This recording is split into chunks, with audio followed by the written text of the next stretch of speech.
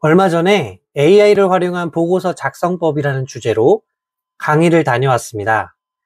그런데 제가 정말 황당한 일을 당했어요. 열심히 강의를 하고 있는데 학습자분들 반응이 이상한 거예요.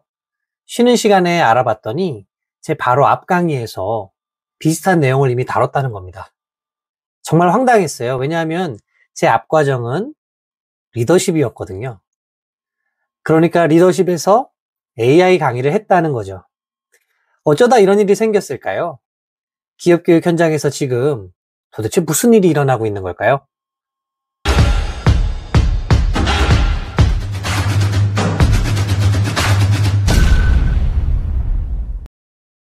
안녕하세요. 발상의 전환으로 소통하는 남자, 발전소나 미성철 박사입니다. 여러분, 2025년 기업교육에서 최고의 트렌드는 무엇일까요? 단연컨대 AI 교육일 것입니다. 그런데 제가 요즘 강의를 다녀보면 AI 교육이 기업 교육을 오히려 망치고 있는 것 같아요. 정말 우려되는 상황입니다. 인트로에서도 말씀드렸지만 AI랑 전혀 상관없는 과목에서 AI 교육을 하거나 너도 나도 자기 강의에 AI를 무분별하게 집어넣으면서 강사들끼리 내용이 겹치는 사고가 발생하고 있습니다. 또한 AI 강의에 시간을 쓰다 보니 정작 고객사가 요구한 과목에 집중하지 못하는 일까지 발생하고 있습니다. 예를 들어 AI 교육이 메인이 아닌 과목에서 AI 교육에 1시간을 쓰면 어떻게 될까요? 그만큼 원래 강의에 써야 할 1시간이 부족해지겠죠? 기업교육 강사님들, 오징어 게임의 명대사가 생각납니다. 이러다 다 죽어요. 정말 걱정입니다. 오늘은 기업교육 현장에서의 AI 교육 방식의 문제점과 해결책에 대해서 말씀드려 볼까 합니다. 첫 번째 문제점은 앞에서 말씀드린 부분인데요. 강사들이 무분별하게 AI 강의를 자신의 과목에 집어넣음으로써 강사들끼리 내용이 겹치는 사고가 발생하고 있다는 점입니다. 이거 어떻게 해결해야 할까요? 사실 AI를 본인의 과목에 접목하는 것은 좋은 시도라고 생각합니다. 기업교육 강사들은 학습자분들의 일하는 방식을 업그레이드하기 위한 교육을 해왔는데요.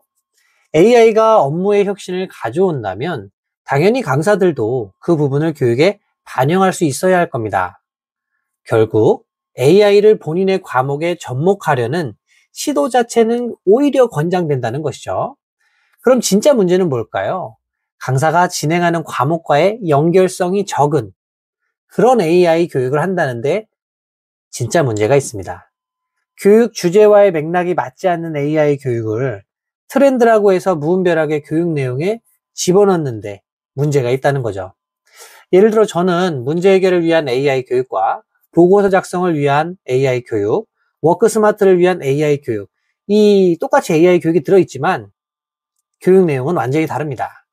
주제의 맥락에 맞춰서 AI 사용법을 쓰기 때문에 설령 전체 과정 중에서 AI 기술 교육이 따로 과목으로 들어있다 하더라도 저하고 겹치는 일은 없다라는 거죠. 이런 과목의 맥락을 고려하지 않고 일반적인 AI 기술 교육을 무분별하게 여기저기 과목에서 사용하게 되면 사고가 발생할 수밖에 없습니다. 강사들은 본인 과정에 AI를 정확하게 어떻게 쓸 수 있는지 보다 연구해서 자신만의 노하우를 가지고 AI 교육을 할 수 있어야 된다고 생각합니다. 만약 이 부분이 앞으로도 잘 정리가 안 되잖아요? 그럼 고객사에서 이렇게 나올 수도 있습니다. 앞으로 AI 과목이 아닌 다른 과목에서는 일체 AI 모듈을 쓰지 마세요. 이렇게 나올 수도 있다는 거죠. 이건 정말 바람직하지 않은 상황이 되겠습니다. 자, 이런 일을 우리가 겪지 않으려면 강사들이 교육을 기획할 때 교육 주제에 핏한 정말 딱 맞는 그런 AI 사용법을 개발해서 강의장에 갈 수 있어야겠습니다. 더 이상 일반적인 AI 교육을 무분별하게 자기 과목에서 푸는 일이 없었으면 합니다. 두 번째 문제점은 학습자들의 수준차를 고려하지 않고 AI 교육을 진행한다는 점입니다. 직급별로 모이다 보니 AI 활용에 있어서 누구는 완전 초보인데 누구는 고급 사용자인 경우도 있다는 거죠. 학습자의 수준이 이렇게 다르다 보니 누구에겐 너무 쉽고 누구에겐 너무 어려운 그런 AI 교육이 되고 있습니다. 이 부분은 어떻게 해결할 수 있을까요? 제일 좋은 방법은 수준별로 학습자를 모아서 진행하는 것이지만 현재의 기업교육 운영의 틀이 직급별로 되어 있기 때문에 변화가 쉽지 않은 상황입니다. 이런 상황에서 당장 적용할 수 있는 방법은 강사가 종합 실습을 제공하는 데 있다고 저는 생각합니다. 예를 들어 저는 챗GPT 교육을 할 때 기능별로 하나씩 잘라서 교육하지 않고요. 트렌드 조사, 경쟁사 분석, 설문으로 진행하는 고객 반응 조사, 보고서 작성, PPT 작성, 이런 어떤 일련의 과정을 하나의 상황 속에서, 맥락 속에서 학습하실 수 있는 종합 실습을 제공하고 있는데요. 이렇게 배우면 기초부터 심화 내용까지 하나의 실습 속에 다 들어있기 때문에 초보자도 만족하고 고급 사용자도 만족할 수 있는 그런 실습이 됩니다. 또한 기능별로 잘라서 배우실 때보다 하나의 스토리와 과정 속에서 배우시는 것이 학습한 내용을 기억하시는데도 더 유리하다고 저는 믿고 있습니다.